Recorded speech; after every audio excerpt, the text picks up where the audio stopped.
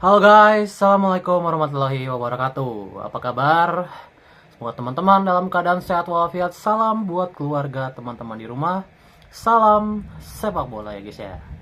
Perkenalkan, gue Ajay, gue si netizen yang suka membahas bola.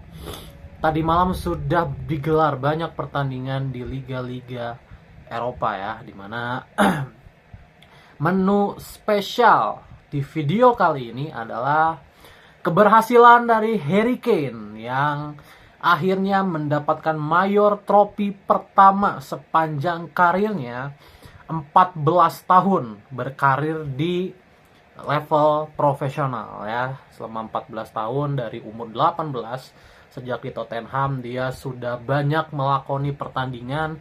Kemudian dia juga jadi andalan di timnas Inggris, namun selalu menjadi runner up. Kalau kita menghitung runner up-nya Harry Kane ini sudah nggak terhingga ya, bisa dibilang. Dimana dari 14 tahun dia berkarir, dia menjadi runner up di bawah Chelsea. Di bawah Chelsea, kemudian di bawah Leicester, kemudian di bawah Manchester City sempat sekali, kemudian menjadi runner up di Liga Champions, menjadi runner up 2 kali berturut-turut bersama timnas Inggris. Di Piala Dunia menjadi peringkat keempat. Jadi pencapaian Harry Kane sebenarnya sudah tinggi ya bersama timnas Inggris maupun di level klub, di mana dia pernah menjadi top scorer selama 3 kali berturut-turut di Liga Inggris, tapi tidak pernah membawa timnya juara sekalipun ya, sekalipun tidak pernah membawa timnya juara. Dan justru sekarang malah Tottenham Hotspur berpeluang untuk lolos ke final UEL menghadapi Bodo Glimt ya, setelah kemarin menang dengan skor 3-1. Jadi agak ironi ya apa yang terjadi dengan Harry Kane, di mana akhirnya dia pindah ke klub yang lebih besar. Dia pindah ke Bayern Munchen, dan di Bayern Munchen pun bahkan kutukan itu tidak berakhir di musim pertamanya, di mana Bayern Munchen itu kan terkenal dengan tim yang syarat akan sejarah di Jerman ya. Tapi di musim pertamanya Bayern Munchen 0 gelar. Dan ini adalah pencapaian terburuk Bayern Munchen di 10 tahun terakhir. Di eranya Harry Kane masuk. Jadi pemain ini kayak bisa dibilang bawa sial sih dalam tanda kutip, meskipun kontribusinya di tim sangat besar. Bahkan sekarang pun dia masih jadi top scorer ya di Liga Jerman. Dan akhirnya seluruh ketukan itu selesai di tahun ini. Setelah 14 tahun berkarir, akhirnya seorang Harry Kane mendapatkan mayor trofi pertamanya setelah tadi malam Bayer Leverkusen ditahan imbang oleh Freiburg ya dengan skor 2-2, di mana gelar juara itu sebenarnya sudah dipastikan karena Leverkusen tertinggal 2-1 sampai menit 90, dan itu Bayer sudah pasti dipastikan juara. Dan ya Leverkusen ternyata sempat menyamakan kedudukan lewat Jonathan Tah ya. Namun itu tidak menolong, dan Leverkusen akhirnya harus menyerahkan tahtanya kembali kepada Bayern Munchen yang sebelumnya imbang lawan Leipzig dengan skor 3-3, dengan pertandingannya juga dramatis ya. Jadi dua pertandingan ini dramatis. Jadi congrats untuk Harry Kane dan juga partnernya juga ya, Eric Dier. Eric Dier juga mendapatkan trofi pertamanya karena Kane dan Dier kan datang bersamaan ya. Dua sahabat yang sudah menimba karir bersama-sama, mereka juga ada di generasi yang sama, di umur yang sama kan. Dan sekarang mereka pindah bersama-sama ke Munchen dan akhirnya mendapatkan gelar pertama mereka. Jadi bukan hanya Harry Kane, untuk Eric Dier juga selamat trofi pertamanya, dan deserve ya, karena Eric Dier musim ini bermain lebih baik dibanding musim lalu. Musim lalu Eric Dier banyak sekali blunder. Musim ini ketika pemain Korea itu siapa? Kim Min Jae lagi jelek, Dier bisa menutupi kelemahan dari Kim Min Jae. Jadi sehingga akhirnya Munchen berhasil mendapatkan gelar Liga Jermannya kembali. Congrats sekali lagi.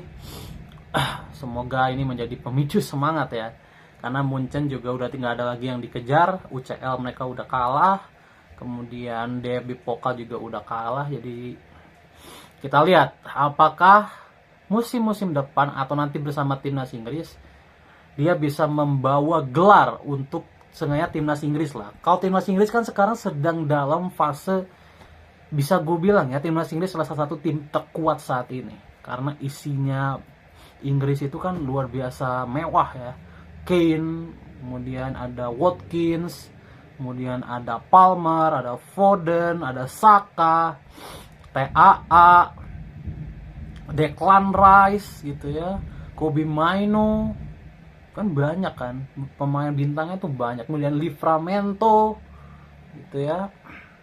Jadi pemain bintangnya tuh banyak. Jude Bellingham, Jobe Bellingham, bintangnya tuh banyak gitu timnas Inggris. Jadi sangat disayangkan kalau dengan segambreng bintang ini timnas Inggris tidak mendapatkan apapun di eranya Harry Kane. Karena Harry Kane kemungkinan masih akan bermain 3-4 tahun lagi ya. Mungkin sampai Euro 2028 Kane masih bisa bermain untuk timnas Inggris. Jadi we'll see ya. Kane itu sekarang 32 tahun kalau nggak salah ya, apa 31 ya. Itu jadi congrats sekali lagi. Kemudian beralih ke Spanyol di mana Real Madrid menang dengan skor 3-2 di mana pertandingan ini pertandingan cukup lucu ya, bisa gue bilang. Real Madrid kan unggul dulu 3-0. Kemudian Celta Vigo tiba-tiba mengambil alih permainan di babak kedua. Entah apa yang terjadi dengan Real Madrid setelah 3-0 ya. Padahal tidak ada lagi yang dikejar loh mereka tuh selain Liga. Kan nggak ada lagi yang dikejar. Copa del Rey udah kalah, UCL udah kalah, kan tinggal Liga doang. Kenapa tiba-tiba di babak kedua Real Madrid ini kayak kehilangan jati dirinya?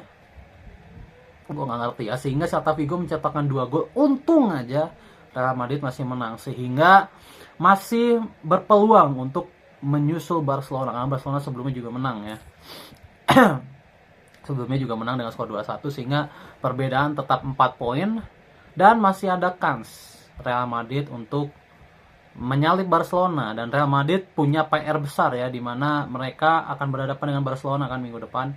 Harus menang, wajib menang, nggak boleh imbang. Kalau imbang lepas La Liga. Oke, kemudian kita ke Inggris. Ada pertandingan big match Chelsea versus Liverpool. Tapi sayang meskipun big match, ternyata pertandingannya super boring. Super boring, di mana Chelsea langsung unggul terlebih dahulu 1-0. Dan ketika tertinggal, Liverpool itu enggak ngegas. Ya, enggak ngegas. Karena mereka juga udah cukup nyaman. Karena mereka juga udah nggak mengejar apa-apa kan. Karena udah juara. Karena Liverpool enggak ngegas, ditambah Chelsea kan karena Liverpoolnya nggak ngegas, Chelsea sekarang banyak pegang bola kan. Chelsea pun akurasi passingnya enggak banget sih. Sumpah, Chelsea ini akurasi passingnya bener-bener, aduh, bola yang simple aja nggak bisa passing loh Chelsea itu. Heran gue. Ya, sehingga pertandingan menjadi sangat boring. Sangat boring, di mana Chelsea yang harusnya bisa menambah gol, Chelsea justru passing hilang sendiri, terobosan hilang sendiri, kontrol bola hilang sendiri Chelsea. Aduh ya ampun dah. Kemudian Liverpool juga blundernya banyak banget gitu ya.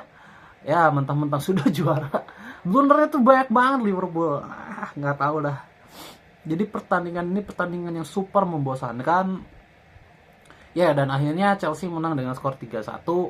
Liverpool sebenarnya sempat mengambil alih tempo permainan di menit 75 ya, terutama ketika Szoboszlai masuk. Szoboszlai lumayan lah, sama McAllister ya. Tapi akhirnya kill the game karena kesalahan dari Kwanzaa. Penalti ya. 3-1, di mana gol dari Chelsea diciptakan Enzo menit awal. Kemudian bunuh diri Kwanzaa karena Van Dijk salah clearance ya mengenai Kwanzaa. Kemudian Kwanzaa sendiri akhirnya melakukan blunder. Jadi dua back tengah Liverpool melakukan blunder yang menghasilkan 2 gol Chelsea. Sehingga 3-1, dan gol dari Liverpool diciptakan oleh Van Dijk. Hasil ini tidak mengubah apapun untuk Liverpool, namun untuk Chelsea ini adalah kemenangan yang sangat berharga. Jadi Chelsea harus terima kasih sama Liverpool karena Liverpool bikin 2 blunder. Lucu Liverpool ini.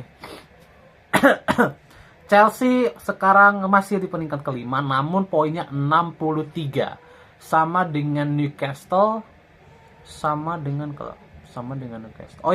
Newcastle aja. 63, City 64 di peringkat ketiga, Arsenal 67. Jadi perebutan tiket UCL masih terbuka untuk 6 tim. Arsenal, Manchester City, Newcastle, Chelsea, Nottingham Forest, Aston Villa. Ya, masih terbuka untuk 6 tim, di mana akan ada 4 slot lagi yang tersisa. Di mana Liverpool sudah mengamankan 1 slot. Sisa 4 slot lagi karena kan 5 kan Liga Inggris. Oke, dan kita lihat sampai akhir 4 slot ini akan diisi oleh siapa, karena Arsenal pun karena kekalahan kemarin lawan Bournemouth masih bisa disalip oleh tim peringkat 7 yaitu Aston Villa. Masih bisa disalip kalau Arsenal kalah di semua game. Ya. Oke, itu dari sepak bola di minggu ini. See you di video selanjutnya.